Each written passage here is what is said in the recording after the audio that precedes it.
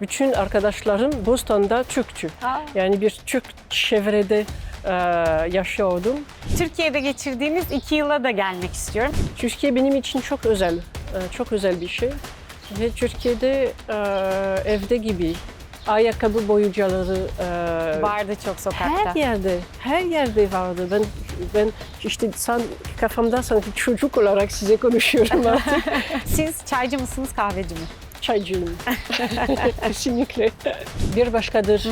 Güzel Bir başkadır seyrettiğim mesela çok ilginç. Kendiniz de cello çalıyorsunuz, müziğe meraklısınız, müzisyensiniz. Kimleri dinliyorsunuz? Yeni türkü çok seviyorum. İşte başka Livaneli'yi çok seviyorum.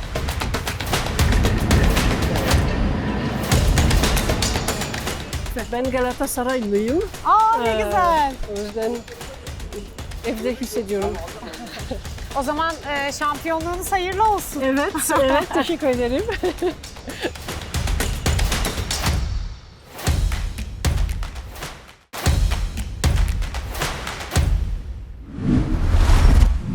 Aysun Öz'le Başka Şeylerden merhabalar. Bugün çok özel bir misafirim var. İstanbul'dayız, Fransız Kültür Merkezi'ndeyiz ve Fransa'nın Türkiye Büyükelçisi Isabelle Dumont bizimle birlikte. Hoş geldiniz. Daha doğrusu biz hoş geldik. Hoş geldiniz Fransız Kültür Merkezi'ne. Hoş bulduk. Sizinle bu röportajı Türkçe yapacağız. O yüzden çok mutluyum. Çok teşekkür ederim bize böyle bir şans tanıdığınız için. Sizin için kolay değil biliyorum, ana dilinizden farklı bir dil konuşmak. Ama çok mutlu olduk. Çok teşekkür ederiz. Teşekkür ederim. Hoş geldiniz tekrar. Evet, yani mümkün olduğu kadar Türkçe konuşmaya çalışacağım. Evet. Öncelikle tabii başlarken seyirciler merak edecek. Bu kadar iyi Türkçe konuşmayı nerede öğrendiniz? Nasıl öğrendiniz? İsterseniz onunla başlayalım. Hani Türkiye ile ilgili hikayenize. Aslında ben çocukken Türkiye'ye sık sık geliyordum. O zaman hiç maalesef hiç öğrenmediğim sadece birkaç kelime saymak falan. Ama sonra 22 herhalde yaşında ABD'deydim. Fransızca öğretmen olarak çalışıyordum Boston'da. Ve orada öğrenmeye başladım. Kitaptan bir Teach Yourself Turkish, yani kendi öğren Türkçe aldım. Öyle başladım. Sonra Türk arkadaşlarla, aslında o zaman bütün arkadaşlarım Boston'da Türktü. Yani bir Türk çevrede yaşıyordum. Öyle başladım. Evet. Aslında sizi Türkçe öğrenmeye iten şey Boston'daki Türk arkadaşlarınızdı. Evet, yani onlarla yani hem kitaptan kendim hem arkadaşlarla öğrendim yavaş yavaş öyle doğal olarak. Pek yani bugüne kadar aslında çok az ders aldım. Çok az. Sadece işte duymak, filmleri seyretmekten o yüzden biraz bozuk. Çünkü işte çok ciddi olarak yapmadım. Ama aşktan yaptım. Yani gerçekten severek öğrendim.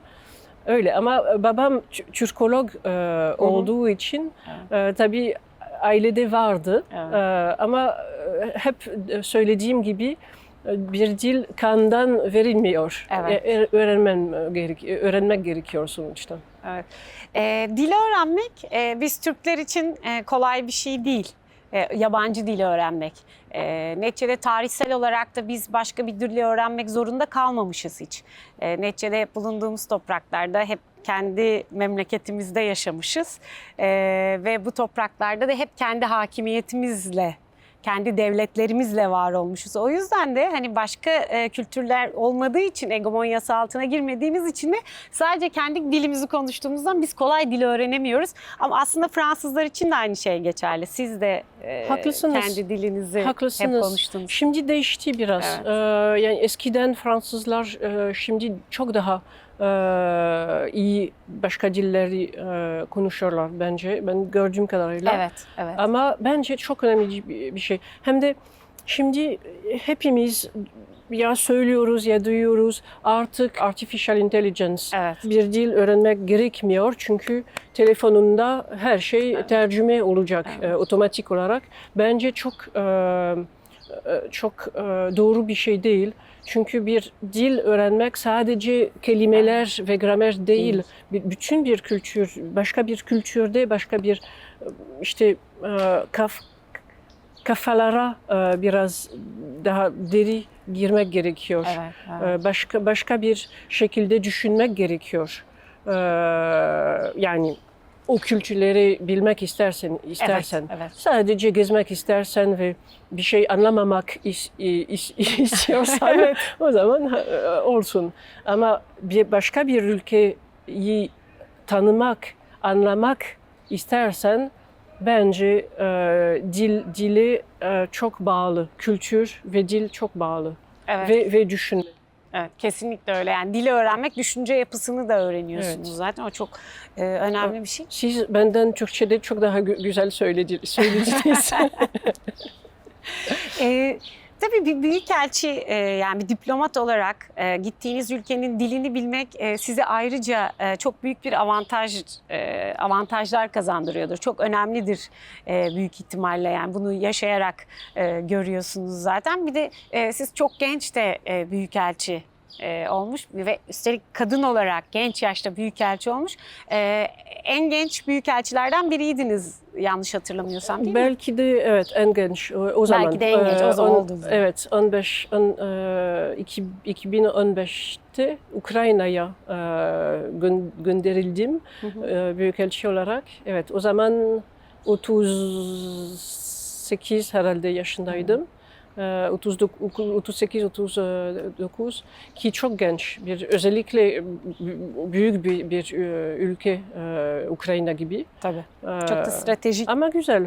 Ama bence yani değişik oldu. İnsanlar için, benim için hiç değişik değildi çünkü yani zaten işim o. Evet. Yani çok değişik oldu. Büyükelçi olmak çok heyecanlandım tabii ki. Ama insanlar, Ukraynalılar için çok değişik. Hep işte yani erkekler bayağı işte 60 yaşında aşağı yukarı vardı. O zamana kadar genç bir kadın geldi, şaşırdılar. Evet. Şimdi İstanbul'da da hem İstanbul Başkonsolosu kadın hem Fransa'nın Türkiye Büyükelçisi. İlk oluyor. Evet, ilk defa evet. Evet. Neticede yani aslında sohbeti pek o tarafa götürmeye niyetim yoktu ama konu açılınca sormak istiyorum tabii. Kadın olmak zor dünyada. Hangi ülkede yaşarsanız yaşayın, kadın olmak kolay değil. Kadın diplomat olmak, özellikle de hani erkek egemen sektörler var. Teknoloji bunlardan bir tanesi.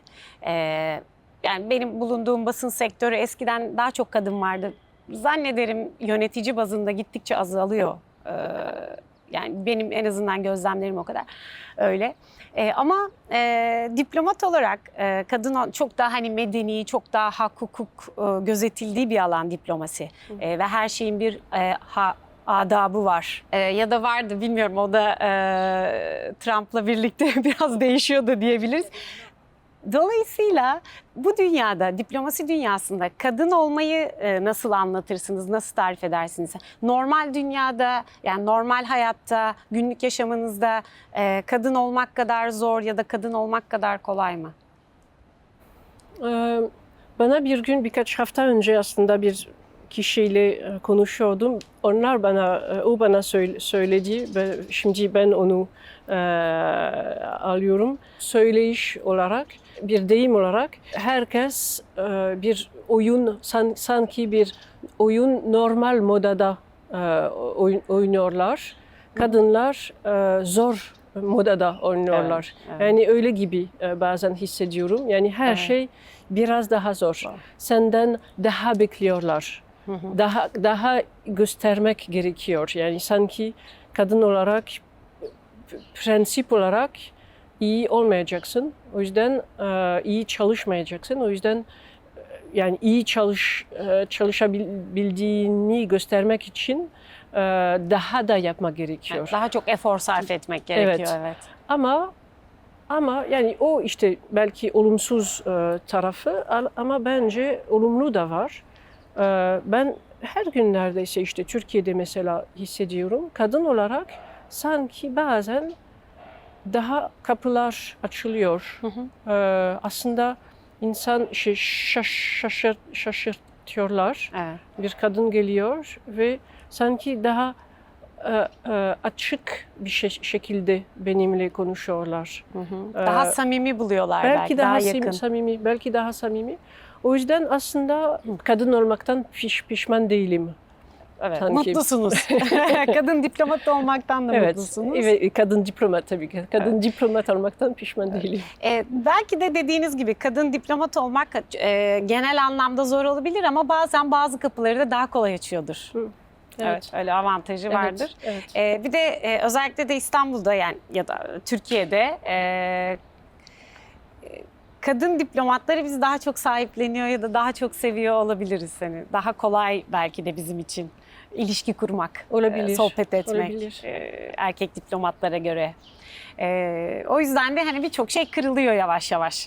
Tabii hem Dünyada de da değişiyor. Hem Türkiye'de hem Fransa'da, bütün ülkelerde bence bütün bunlar değişiyor. Evet. Bir de bir önceki sohbetimizde aklıma gelen bir şey var. Onu da başka konuya geçmeden önce değinmek istiyorum. Yani biraz önce dille ilgili konuşurken artık Fransa'da da değişiyor, farklı diller konuşuluyor dedik. Genelde Türkiye'de sizin kulağınıza da gelmiştir, duymuşsunuzdur bunu Fransızlarla ilgili. Fransızlar Fransızcadan başka dil konuşmak istemezler, konuşmazlar, anlarlar ama konuşmazlar diye bir ön yargı vardır Türkiye'de. Bence siz bunu da yıkıyorsunuz. Ben Paris'e ya da Fransa'ya sık gidiyorum çeşitli röportajlar vesilesiyle ya da seviyorum zaten gezmeyi orada. Çok güzel müzeleriniz var. Sık sık gitmeye çalışıyorum. İnsanlar İngilizce konuşuyor ya da başka dil konuşuyor. Ve bundan hiç çekinmiyorlar ama bizde öyle ön yargı var. Ama sizin özellikle şimdi bu röportajı da Türkçe veriyorsunuz. Bence o ön yargıyı yıkıyorsunuz diye düşünüyorum. Evet, yani aslında haklısınız. Önce bizim mantığımız belki ama önce derken çok önce. Çok önce. Çok eski. Fransızcayı savunuyorduk gerçekten. Şimdi yani bayağı çok oldu. Başka bir şekilde düşünüyoruz ve yani mantığımız farklı ki çok dilliliği savunuyoruz. Demek sadece Fransızca değil ama çok dil konuşmak savunuyoruz. Evet. Yani o yüzden Türkçe işte yani bütün en çok dil olabildiğine kadar onu istiyoruz biz. Evet. Ve Fransızca dahil tabii ki. Tabii ki.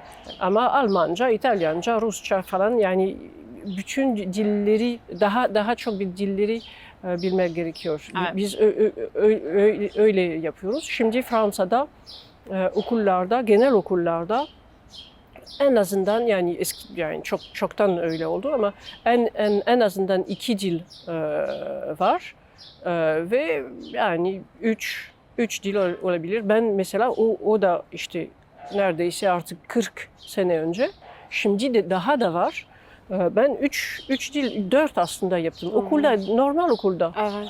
Normal okulda. Ben yaptım. İngilizce, Rusça, Latince, İtalyanca mesela. Ne güzel. O hiç özel bir okul değildi. O normal okulda. İşte şimdi Fransız okullarda Çince, Japonca falan ne istersen. Türkçe de var tabii ki. Muhakkak.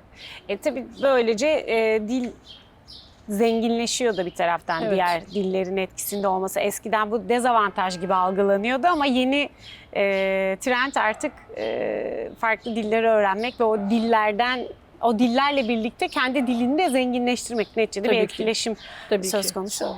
Ne kadar çok dil konuşursa o kadar da zenginleşiyor diller. Tabii ben Türkiye'de geçirdiğiniz 2 yıla da gelmek istiyorum. 2 yıldır Türkiye'desiniz.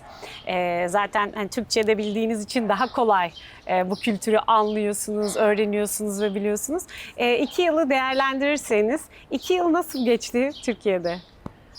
Çok güzel. Ben yani aslında Türkiye benim için çok özel bir şey ve Türkiye'de evde gibi yani neredeyse tabii ülkem değil. Ben Fransızım tabii ki.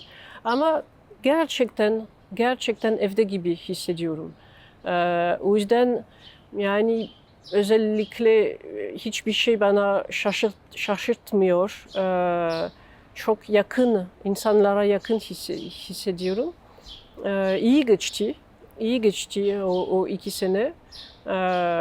Sadece yani çok fazla çalışıyorum herhalde de ve bunu biraz üzülüyorum. Çünkü eskiden Türkiye'deyken çok daha geziyordum. Çok daha geziyordum. İşte başka farklı şehirlere gidiyordum. İşte öyle Türkiye öğrendim. Öğrendiniz.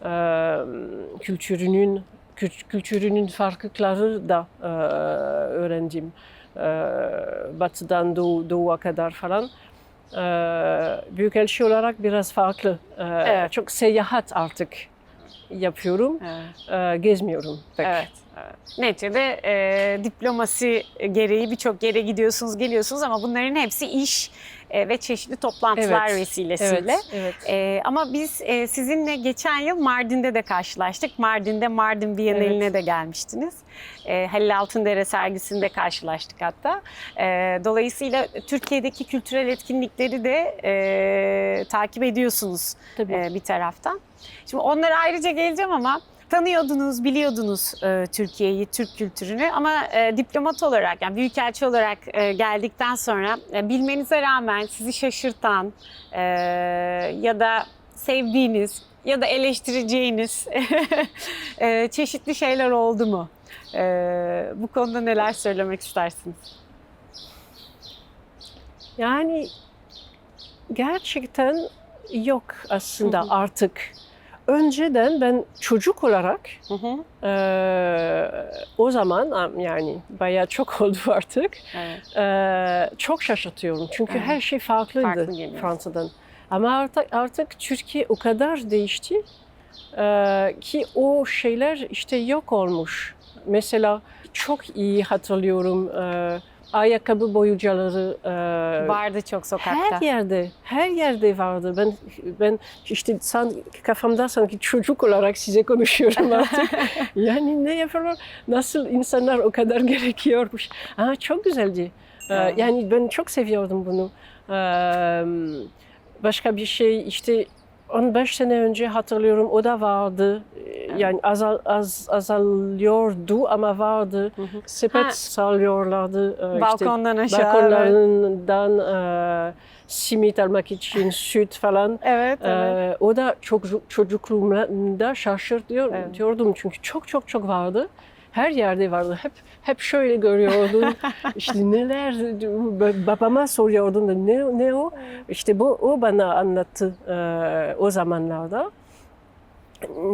Hangi yıllar konuşuyoruz? İşte 80 yıllar. Evet, 80'ler. Ama ben Türkiye'deyken 15 sene önce hala vardı Ankara'da, İstanbul'da da.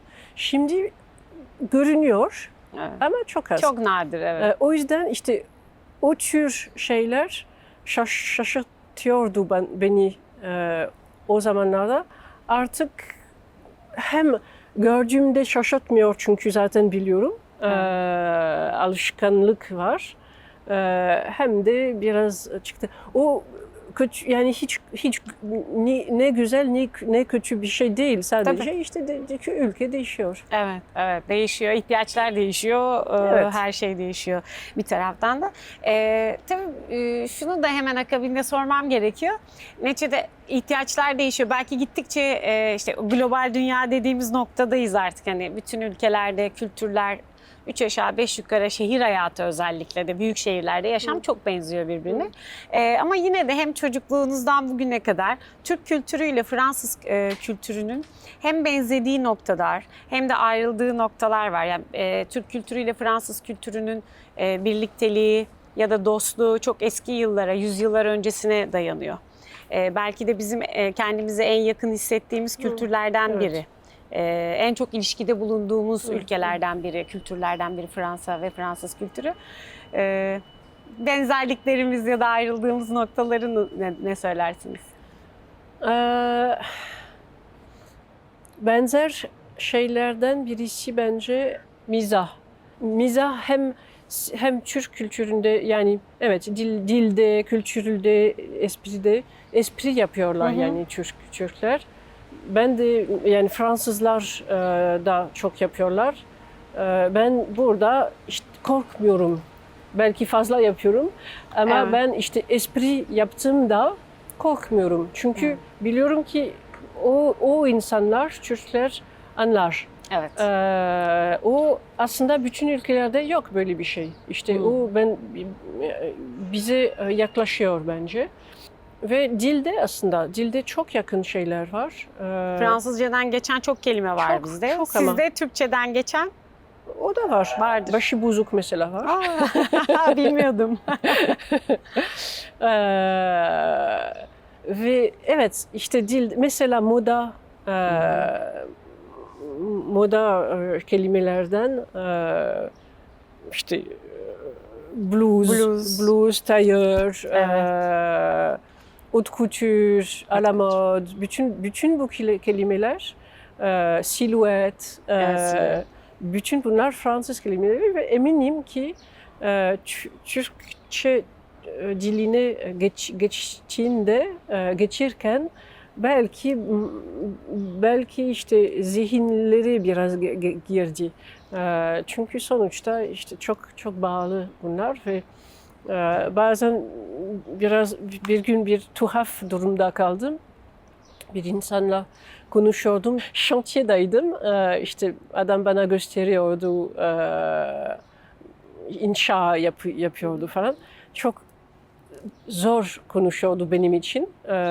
İşte bilmediğim kelimeleri kullanıyordu ama aşağı yukarı anlıyordum. Aşağı yukarı çünkü ama biraz teknik oluyordu. Evet. Ve bir durdu, bir dedi, o da şeyle yapılıyor dedi ama siz bir de bir tercüman yoktu. Ve şöyle dedi, siz anlamazsınız, o kelimeyi nasıl anlatayım dedi. Ben dedim ne kelime?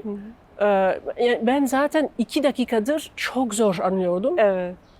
Ve o kelime ben dedi ne söylemek istiyordu? Betonarme dedi ama çok teknik. Ben dedim tamam onu anladım çünkü Evet. Fransızca. Ve Fransızcadan geldiğini bilmiyordu bile. O güzel, Evet. çok güzel bir şey o. Evet, çok kelime var. Doğru, haklısınız Fransızcadan geçen bize ama farkında değiliz onların Fransızcadan geldiğini. Tabii Türk kültürüne yavaş yavaş hani neler seviyorsunuz diye onları soracağım ama öncelikle çaycı mısınız, kahveci mi diye sormak istiyorum. Çünkü Türkiye'de biz ikiye ayrılıyoruz, çaycılar ve kahveciler gibi. Gerçi artık ortada buluştuğumuz zamanlarda var. Hem kahve içiyoruz hem çay içiyoruz tabii ki zamanına göre. Ama siz çaycı mısınız, kahveci mi? Çaycıyım. Kesinlikle. Halis mulis Rize çayıyla. Evet. Evet, çaycıyım. Seviyorsunuz Yani Türkiye'de çaycıyım. Evet. Kahve çok içiyorum ama Türkiye'nin en güzelliklerinden birisi çay bence. Evet, çay kültürümüz evet. Evet. Özellikle yani bizde kahvaltılarda gerçekten gençlerde değişiyor artık. Onlar güne kahveyle başlıyorlar ama Öyle mi? ben hala Çay olması lazım. evet ben de. tabii Bence ki. de ben Tabii. öyle. Sabahları mutlaka kahvaltıda Evet. çay içiyorum. Ama sonra devamında kahve geliyor. Farklı kahveler. Türk kahvesi ya da işte filtre kahve ve pek çok çeşidiyle devam ediyoruz güne. Ama benim için de öyle. Çay muhakkak olmazsa Evet. olmaz. Bir de kahveyi böyle çok sınırlı içebiliyorsunuz. En azından ben öyle. Birkaç bardak içiyorsunuz ama çay öyle değil. Yani sanki sınırsız içilebilir. Çok da dokunmaz gibi geliyor bir taraf. Dikkat edin. Ama tabii ki onun içinde de kafein var. O yüzden çay kültürü bizde de öyle. Tabii kahveyi de Osmanlı'dan Avrupa'ya gittiği için sahipleniyoruz bir taraftan da. Hani o Evet. kültürümüzü de sahipleniyoruz ama çay da sonradan Türkiye'de yetişmesine rağmen Cumhuriyet'le birlikte, Atatürk'le birlikte çay Türkiye'de yetişmesine rağmen acayip sahiplendiğimiz kültürlerden bir tanesi. Çay sevmenize de sevindim bu arada. Peki yemekler olarak yemeklere gelelim. Biz çok severiz yemeklerimiz beğenilsin, takdir edilsin. Siz hangi Türk yemeklerini seviyorsunuz? Hangi mutfak size daha yakın geliyor? Çünkü Türk mutfağı deyince de doğudan batıya, kuzeyden güneye çok farklı bir mutfak var. Evet. Balkanlar bir taraftan, Tabii. Trakya. Yani genelde bir restoranda, Türk restoranda olursam bu listede Adana kebap alacağım. Yani çok seviyorum. Genelde öyle ama mezeleri aslında en sevdiğim şey Türkiye'de Türk mutfağın işte yine de Türk mutfağında ve kültürde çünkü yani onlar bağlı tabii. Evet. Mezeler. Mezeler. Çünkü sadece yemek değil, o bir kültür, Kesinlikle. işte karışık, beraberlik. O da söylüyor mezeler. Sadece işte kendim için almıyor. Evet. Paylaşacağız. Onun için de seviyorum mezeler. Evet. Mezeleri. Mezelerimiz de güzeldir. Dediğiniz gibi meze sadece meze değil, paylaşmak için aynı sofrayı, aynı lezzetleri, aynı sohbeti paylaşmak için de çok iyi bir bahane Evet. bir taraftan. Evet, ben de severim mezeleri. Mezelerimiz de güzeldir. Tabii yemekler, içecekler bunlar ortak bir kültürde buluşmak için çok önemli. Bir kültürü öğrenmek için de çok önemli elbette. Altında çok şey yatıyor. Çünkü hani yüzyıllardan gelen bir damak zevki var. Ama ben Türk mutfağının da Fransız mutfağı kadar zengin olduğunu düşünüyorum. Siz ne düşünüyorsunuz? Çok farklı. Çok yani işte o açıdan çok farklıyız. Gerçekten yani evet bir Türk şef herhalde Türk mutfağı öğrenmezse ve tam tersi. Ben aslında kendim hiç mutfağa girmiyorum gibi bir insanım. Çok kötüyüm. Yani yumurta yapabilirim. O yüzden Makarna belki. pek anlamam ben. Zaten anlamam hem Fransız hem Türk mutfakları. Ama evet çok farklı. Evet, evet. Farklı tarzlarımız var ama zenginlik konusunda evet Fransız mutfağı zaten tüm dünyada Tabii. ne kadar önemli olduğu ve ne kadar çok mutfağı etkilediği ortada. Belki hani bizim tanıtım konusunda eksiklerimiz olsa da mutfağımız zengin ve sağlam Tabii. diye Evet. düşünüyorum. Biraz da sanata gelmek istiyorum. Yani Türk kültür sanatına, kültür sanat dünyasına doğru. Çünkü siz de bir sanatçısınız, cello çalıyorsunuz. Hatta ben sizi birkaç kere dinledim. Evet. Çok şanslıyım. Geçen yıl İstanbul Başkonsolosu Olivier Gauvain'le, evet. geçen yılki Başkonsolosumuz Olivier Gauvain'le bir konser vermiştiniz Fransız Sarayı'nda. Çok etkileyiciydi gerçekten. Çok heyecanlandım ama çok zordu. Ama bir Türk bestesi de çaldınız, Fransız da çaldınız. O yüzden çok anlamlı, çok da güzeldi, çok keyifliydi. Bu cello çok küçüklük zamanlarınızdan, çocukluğunuzdan gelen bir şey büyük ihtimalle. Merakınız, ilginiz ve ama çok profesyonel duruyordunuz bu arada. Heyecanınız da hiç belli değildi. Çok yok hiç profesyonel değilim ama seviyorum. Evet. Peki Türk sanatçıları, filmleri izliyorum dediniz. Zaten Türkçe öğrenmenizde Türk filmlerinin, dizilerinin etkisi olmuştur muhakkak. Kimleri izliyorsunuz? Önce sinemadan, dizilerden başlayalım, sonra müziğe geliriz. Geçenlerde ben eskiden daha çok filmleri, klasik filmleri seyrettim. Şimdi daha işte dizileri seyrediyorum. Geçenlerde Bir Başkadır, Güzel Bir Başkadır seyrettim mesela. Çok ilginç. Çok. İşte o da Türkiye'yi anlamak için bence çok güzel bir dizi. Çok. öyle. Evet, izliyorsunuz bir taraftan da. Hatta bir başkadır biraz Fransızların seveceği tarzda bir yapım. Derin ve Olabilir. farklı katmanlarını anlatıyor Evet. Türkiye'deki toplumun. O yüzden evet enteresan, Şeyde güzel. seyrettiğim Pera Palace. Perapalas'ta gece yarısı. Evet evet. O da güzel. Evet. İşte Atatürk'e bağlı işte o tarihsel bir dizi, güzel bir şey. Hem biraz komik hem yani güzel.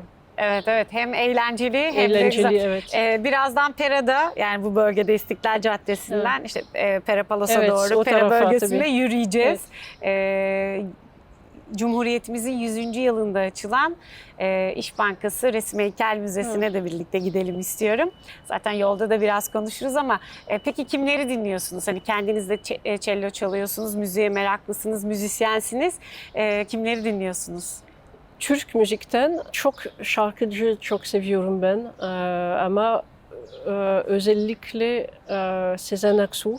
Tekrar dinliyordum. Şimdi biraz daha az. Ama eskiden yani gerçekten bir CD yani CD bittikten Bitiyor tekrar. hemen tekrar koyuyordum. Yeni türkü de çok seviyorum. Evet, o da çok güzel. Onların bir şarkı özellikle belki biliyorsunuz nasıl gidiyor? Baba bir masal anlat bana içinde sevdiklerim kurtlar kuzu olsun, şekerle bal. Doğru söyledi mi bilmiyorum ama. Gibi ben aslında Pavlov köpekler gibi oluyor bana. Hep ağlamaya başlıyorum. Hep. Yani özellikle o şarkı. O şarkıda. Özellikle ama yeni türkü çok seviyorum. İşte başka Livaneli'yi çok seviyorum. Hem müzisyen olarak, kompozitör olarak hem yani bütün hayatı yani çok özel bir kültür adamı. Kesinlikle. Evet, Türkiye'nin kültürü çok zengin. Hem eskiden hem bugün yani evet. Evet. Güzel.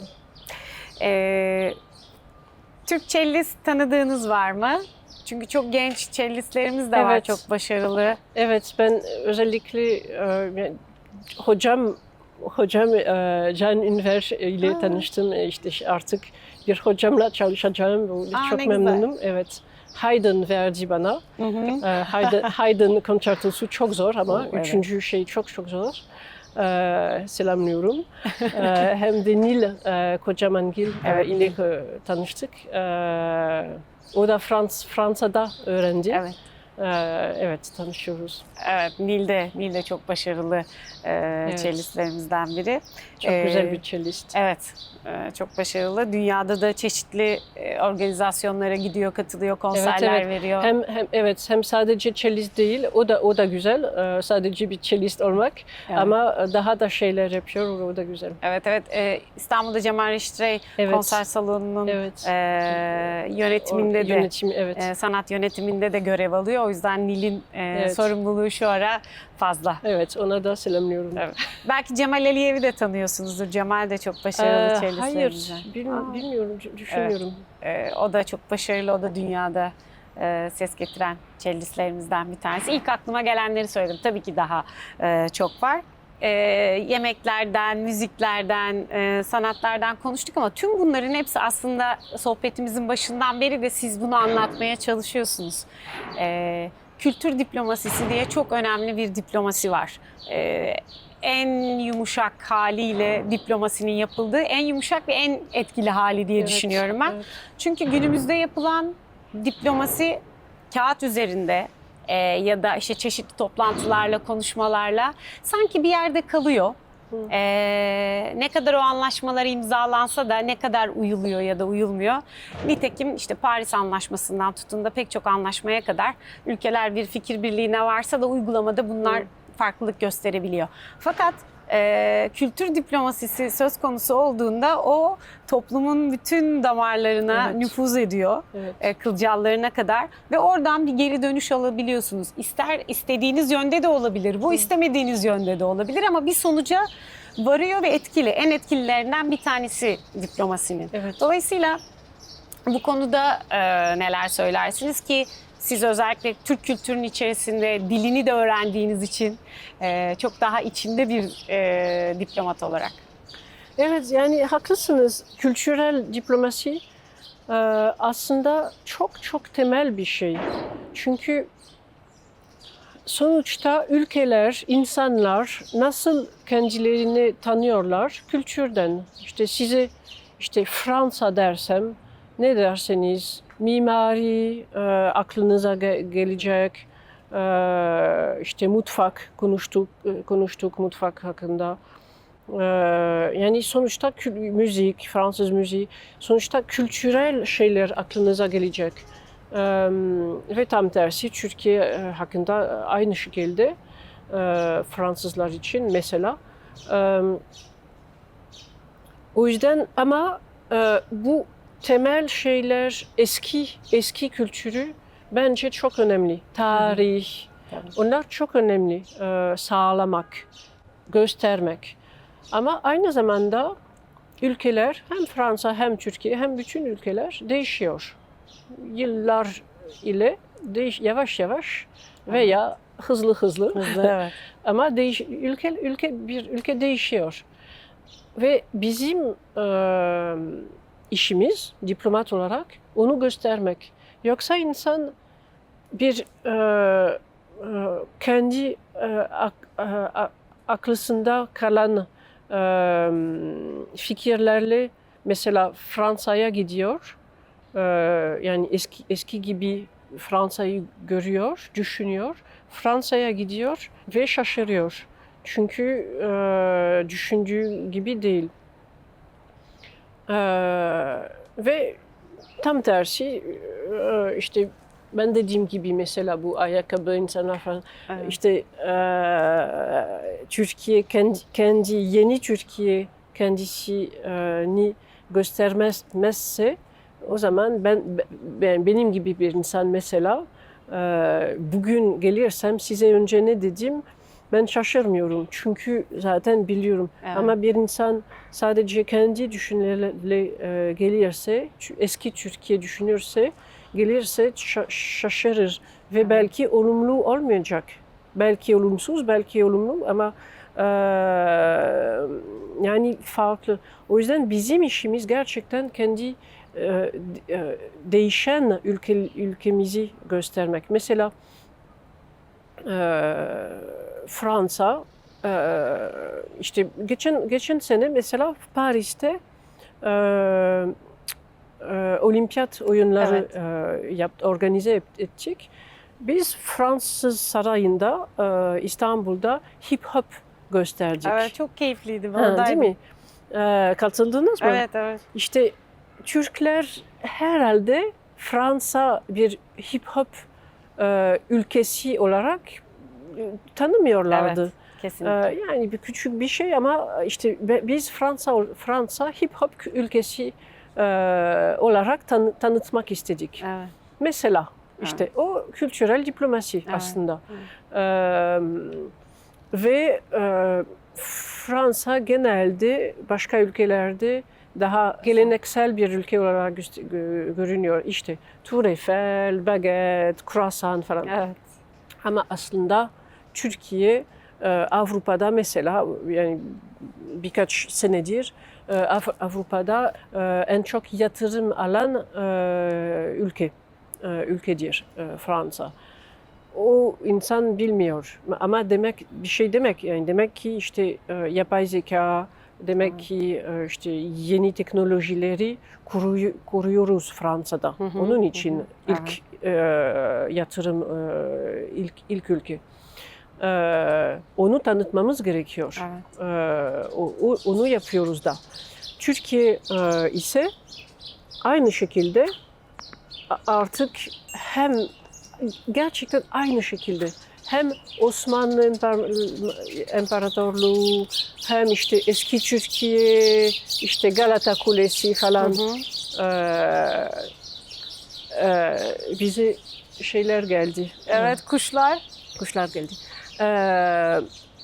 Türkiye bunları bütün geleneksel şeyleri göstermek istiyor herhalde ve o da güzel, önemli bir şey. Evet. Hem de artık Türkiye'nin isteği, hedefi bir ülkedir. Uzay hakkında çalışmak istiyor, yeni teknolojileri yapmak istiyor. Onu da göstermeye başladı. Evet. Yani artık ben görüyorum bütün işte reklam gibi filmleri, reklamları Türkiye'nin uçaklarda falan. O normal bir şey, o iyi bir şey. O da diplomatik kültür diplomasisi aynı şekilde yapıyor ve iyi bir şey. Evet. Yeni Türkiye tanıtmak için. Bu anlamda da en büyük gücümüz dizilerimiz. Tüm dünyaya tabii, evet. Dizilerimizi sattığımız için çok da izleniyorlar Evet. Bu arada. Ve dünyanın farklı, Güney Amerika'da da, Avrupa'da da, Asya'da, şu anda Asya'ya doğru gelişen bir pazar var. O yüzden o dizilerle, filmlerimizle birlikte biz de kültürel diplomasimizi genişletiyoruz ve güçlendiriyoruz tabii bir taraftan. Evet. Tabii ki yemek, gastronomi bunun bir parçası, sanat bunun bir parçası. Genç sanatçılarımız var, dünyanın pek çok yerinde konser veriyor. Bunların hepsi bizi daha da güçlendiriyor diye düşünüyorum. Yeteri kadar kullanıyor muyuz sizce? Yani Türkiye kültürel diplomasiyi, sanatı yeteri kadar kullanabiliyor mu? Bence yani işimizde hiç yetmez. Yani, hiçbir zaman yetmez. Yani daha çok yapılabilir. O kadar potansiyelimiz ve kültürümüz çok zengin. Ama yapmak mümkün olduğu kadar yapıyoruz. Evet. O zaman yavaş yavaş İstiklal'e doğru çıkalım mı? Gidelim. Pera'ya doğru bir gidelim. İş Bankası gördüğünüz gibi Türkçeyle biraz yoruldum. Ben çok iyi. Hissediyorum. Herhalde hissediyorsunuz yavaş yavaş daha zor çıkıyor. O zaman biz size bir çay molası verelim. Evet. İstiklal'e doğru bir çıkalım ama bence ilk bölüm çok iyiydi. Çok da iyi konuştunuz. Tekrar teşekkür ederiz. Ve yavaş yavaş da müzeye doğru, Resmi Heykel Müzesi'ne doğru yol alalım. Gidelim. Ama önce bir çay.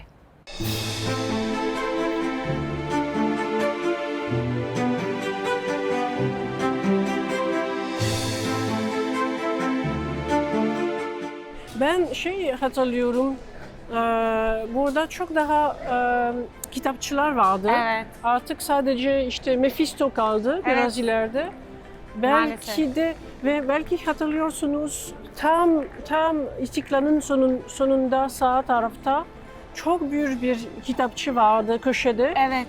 Gitmiş. Evet, maalesef kitapçılar teker teker kapandı. İstanbul'un imzası olan kitapçılar ve mekanlar da öyle değişiyor bir taraftan. İnci Pastanesi'ni belki hatırlarsınız. O şimdi bu sokağa taşındı. Önceden İstiklal'in üstündeydi. Değişiyor dediğiniz gibi yıllar içinde. Evet, öyledir. Her şey. Ama İstiklal Caddesi dünyanın en önemli caddelerinden bir tane. Bir Şanzelize. Evet, gibi. tabii. İnsanlar hep sadece işte yürüyorlar. Evet. Bir yere gitmiyorlar. Sadece yürümek için. Evet. O güzel bir şey. Evet, aynen öyle. Burada mesela benim gözüm Paris'teki gibi böyle küçük oturmak için yerler, kafeler olsa, hani bir kahvemizi içip gelen geçene bakabilsek diyorum bazen. Ama bizde burası bir yaya otoyolu gibi. Doğru. Gidiyorlar ve geliyorlar. Doğru. Evet. Evet, haklısınız. Çünkü genelde Avrupa şehirlerde öyle gibi sokaklar oturabilirsiniz. Burada bir o eksik. İşte belki değişecek. Değişecek belki. 10 sene sonra sadece ve belki fazla olacak çünkü yürümek için. Evet, aynen. İstiklal Caddesi'nde, Beyoğlu'nda diyeyim, Beyoğlu neticede çok eskiden beri Osmanlı'da da kültür sanat merkezi olmuş. Çünkü burası zaten Türklerin değil, daha çok yurt dışından gelen yabancı espatların yaşadığı ve çalıştığı bir yer. Gayrimüslimlerin oturduğu, yaşadığı bir yer olmuş hep. O yüzden de tabii kültür sanat burada çok hareketliymiş. Şimdi de eski yılları biraz özlüyor gibiyiz ama tekrar kültür sanat merkezleri açılmaya başlandı. İşte şimdi gidiyoruz. İş Bankası'nın resim heykel müzesi açıldı. Burada yine Borusan Müzik Evi var. Ve belediyenin de çeşitli Metrohan gibi büyük binaları, restore ettikleri binalar var. Sizin burada İstiklal Caddesi'nde, Beyoğlu'nda favori mekanlarınız var mı? Siz daha çok nerelere gidiyorsunuz? Benim için hem benim kendim için hem Fransız büyükelçi olarak en önemli bina Galatasaray Lisesi. Evet. Çünkü işte Fransızca bir okul, bir lise. Hem de teknik olarak sanki İstiklal Caddesi'ni yarım kesiyor. İşte evet, tam ortasında. Tam ortasında ve ben hep söylüyorum işte insanlarla görüştüğüm zamanda İstiklal Caddesi'nde bir yerde Galatasaray Lisesi'nin önce mi sonra mı? Sonra mı? Evet, doğru. Yani gerçek bir nokta şehirde ve İstiklal'da. Evet, Galatasaray Lisesi derim her. Ama sonra işte Çiçek Pasajı çok ünlü. Evet, Edebiyatta da ünlü yerler.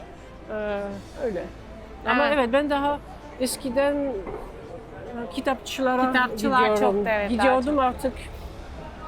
Azaldı kitapçılarımız ama Yapı Kredi Yapı Kredi'nin bir kitapçısı var yine. O da büyük bir kitapçı. Orada da çok güzel kitaplar var. Kendi yayınları var tabii ki. Ama bu müzik müzesini Müzik Evi. ben bilmiyorum. Bana göstermek isterseniz. Şimdi göstereceğim geçerken. Sizi hatta Borusan Müzik Evi'ne götürmeyi istiyordum. Onlar sezon bitti, onlar da ara verdiler. Öyle mi? Ama yeni sezon başlarken birlikte belki bir konsere gideriz. Tamam, oldu. Ben bu sokakta babamla yürürken işte bir iki hafta önce buradaydı, beraber yürüdük ne orada. güzel. O bana hep gösteriyor. İşte şöyle diyor, bu mango yerine başka bir şey vardı, şu vardı. 70 ama 70 sene önce o vardı. Çok iyi hatırlıyor. Çok iyi. Çok Beni güzel. bir restorana getirdi geçen sefer. O da değişmedi, kediler. Kediler, evet. Siz soruyordunuz ne değişti, ne Evet. Kediler kesinlikle değil. Evet kedi. Evet. Köpekler de değişmedi.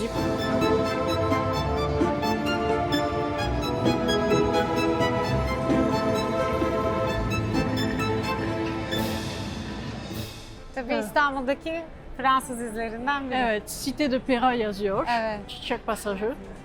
Güzel, çok değişti o da ama çok güzel bir yer. Evet. Ama hala güzel. Evet, tabii. İstanbul'a gelen yerli yabancı turistlerin hala merak ettiği ve gelip burada bir şeyler içmek istediği bir yer orası. Ama burada balıkçılar pazarı, hiç yok. Balık pazarı diyoruz. Evet. Bir tane kaldı. Bu kadar. Maalesef, evet. Değişti. Değişen yerlerden biri. Ben Galatasaraylıyım. Ne güzel. O yüzden evde hissediyorum. O zaman şampiyonluğunuz hayırlı olsun. Evet, teşekkür ederim. Siz Galatasaraylı değil misiniz? Oğlum Galatasaray, ben tamam. Göztepe'liyim. Ben İzmirliyim. Evet, tamam. O yüzden ama sarı kırmızı Olsun. ikisi de.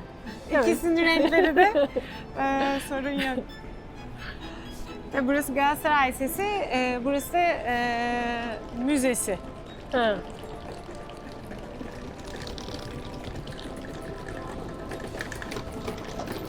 Galatasaray Üniversitesi Kültür Sanat Merkezi, daha doğrusu müze. Yapı Kredi Müzesi'ne geldik. Ha. Siz burayı biliyorsunuz, Evet. seviyorsunuz. Evet, aslında birkaç hafta önce geldim oraya. Hı hı. Buradaki bu tarafa bakan yüzünde Akdeniz heykeli var İlhan Koma'nın. Hı. O İstanbul için önemli bir heykel. Sevdiğimiz ve aslında simgelerinden biri. Artık İstiklal'in de simgelerinden biri oldu. Evet. Hatta iç alana taşıdılar. Biraz ileride Meşer var. Meşer'de de güzel bir sergi var şimdi. Hatta orada Fransız etkilerini de gördüğümüz bir sergi. Tabii Mısır Apartmanı önemli. Evet. İstiklal için. Evet, Türkiye İş Bankası Resim Heykel Müzesi. En yeni müzemiz olabilir bu arada. Daha Güzel. 2 yaşında, o yüzden seviyoruz. Buyurun.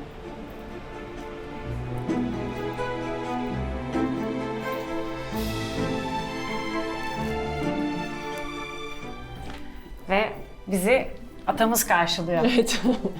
Kıymetlimiz. Evet. Burası dediğim gibi kendi koleksiyonlarından, İş Bankası koleksiyonunun eserleri sergileniyor. Ve mesela Feyaman Duran ülkenin en önemli ressamlarından bir tanesi. Yani biliyorsunuzdur zaten. İbrahim Çallı'nın Atatürk portresi o da. Çallı da çok önemli büyük ressamlarımızdan bir tanesi. Zaman zaman zaten Fransız sanatçılarla da birlikte çalıştıkları dönemler Evet, çok. oldu.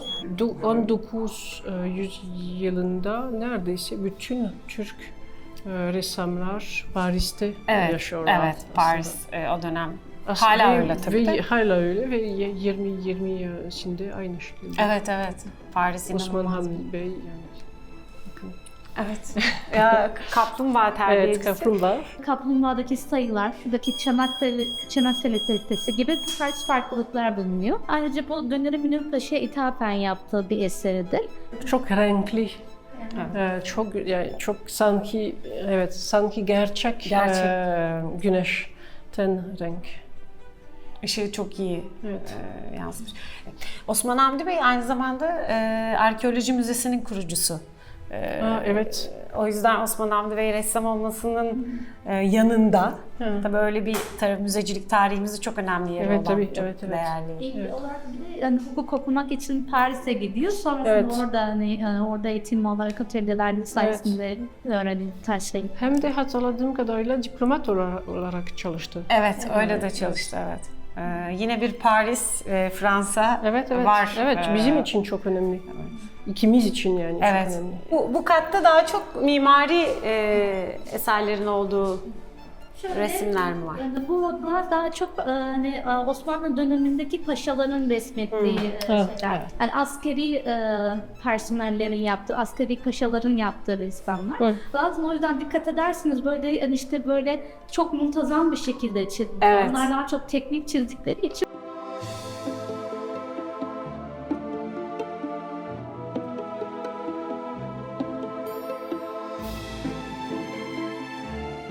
Burası da Nahriyelilerin yaptığı resimler gördüğünüz yine. Orada deniz. Deniz coşkusu. Evet, Deniz kirliliği Evet. hakkında, iklim değişiklik, denizin ısısını deniz sıcaklığı, değişiyor, su, deniz sıcaklığı değişiyor. O yüzden farklı balıklar geliyorlar, başkaları öldürüyorlar. Yani Yani istilacı balıklar, balon balığı falan çok tehlikeli. evet, bütün bu şeyler beraber çalışıyorlar. Yani bir işbirliği kuruyoruz.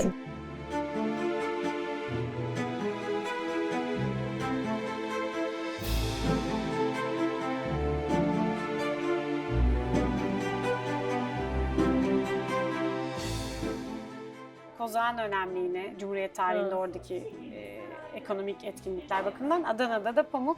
Tabii şubelerde de iki bölgenin özel Kendi özelliği. kültürü. Evet.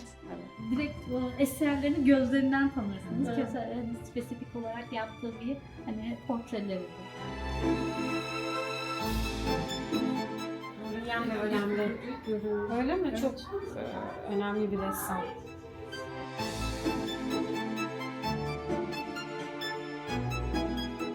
Sizi Özlem'le tanıştırmak istiyorum. Özlem yine önemli sanatçılarımızdan Rahmi Aksungur'un bu müze açılırken 2 yıl önce açıldı müze Cumhuriyet'in 100. yılında. Bu müze için yaptığı eseri. Belki kısacık onu da söylemek istersiniz. Bu kılıç balığı iklimsel sebepler, çevre kirliliği sebebiyle artık Boğaz'da gördüğümüz bir balık değil. Ama genel olarak Fransa ile Türkiye arasında da bu denizlerde yok olan türlerle ilgili bir çalışma yapılıyor sanırım. Evet, işbirliği yapıyoruz. İşte o soru hakkında iklim değişiklik. Evet. Çünkü yani bir haritaya bakarsanız Türkiye, Fransa, İtalya, İspanya vesaire aynı Akdeniz'i paylaşıyorlar. O yüzden gerçekten yani o konuda beraber çalışmamız gerekiyor. Onu biz yapıyoruz Türkiye ile. Benim için çok önemli bir şey. İşte yeni başladık ama çok iyi gidiyor. Çok iyi işbirliği. O diplomatik o kadar diplomatik bir şey değil zaten. Gerçek işbirliği, teknik işbirliği, bilimsel adamlar arasında yapıyor. Ama bütün yani hepimiz için bence önemli bir şey. Çok önemli. Dolayısıyla bugünkü küçük bir Beyoğlu turumuz ve sohbetimizde aslında sanattan, kültürden, iklim krizine kadar pek çok konuyu konuştuk. Evet. Ortak noktalarımızı, ortak sorunlarımızı konuştuk biraz da ve sizi de tanımış olduk. Çok teşekkür ederiz. Ben teşekkür Bize vakit ederim. ayırdınız. Ben teşekkür ederim. Çok da keyifli oldu. Umarım siz de keyif almışsınızdır. Tabii. Evet. Ama bizden sonra siz bu müzeye bir daha geleceksiniz. Evet, ben daha gizli olarak geleceğim. Tebdili kıyafetle Sayın Büyükelçi'yi tekrar İş Bankası Resmi Heykel Müzesi'ne ve Evet. diğer müzelerimizde de Evet. göreceğiz büyük ihtimalle. Çok Çok teşekkür teşekkür ederiz. Merci beaucoup. Merci beaucoup. Evet, Fransa Büyükelçisi Isabelle Dumont'la birlikte bir Beyoğlu turu yaptık. Kendisi çok değerli vaktini ayırdı bize. Biz ona biraz Beyoğlu'nu, biraz da o bize eski Beyoğlu'nu anlattı. Babasıyla olan hikayelerini ve Fransa-Türkiye arasındaki kültürel ortak noktalarımızı ve tabii ki farklılıklarımızı da ve işbirliği yaptığımız pek çok sorun da var. Denizlerden bahsetti. O da önemli bir mesele. Ne diyoruz? Her zaman olduğu gibi kanalımıza abone olmayı, yorum yapmayı, beğenmeyi unutmayın. Haftaya görüşmek üzere.